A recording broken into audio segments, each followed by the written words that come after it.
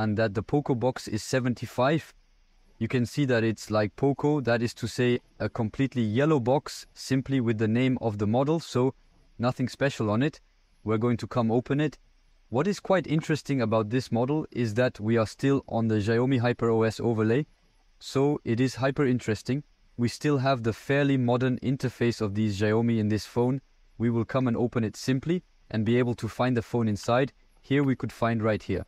Here you will see that we here have taken the green color on this product here. So of course you can find this phone in affiliate link in description of this value.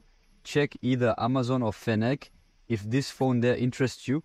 So already there at first glance you see that we still have a product that still shines a lot.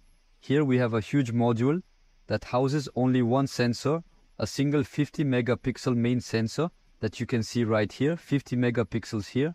It's simply a sensor that will calculate the depth of field, because here you just have a clashed and here a description. So you have a big module on the back for a single sensor that's right here, and that's really useful. Here we have the front face. We're going to come turn it on and we're going to come discover what else we have in the box. So on the channel, it is true that it is very rare that we unpack Poco brand phones, so do not hesitate to tell me in comments if you want.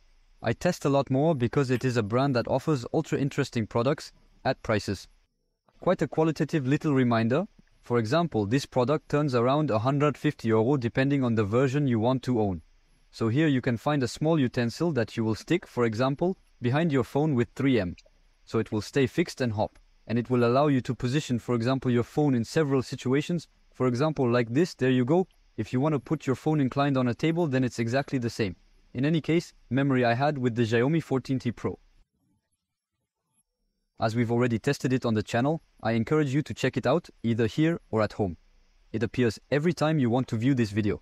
Then we have a QSB type, but we don't have a Type-C to Type-C for charging. Well, it's not very serious. There's no charger in the box, and here we have the magnificent phone.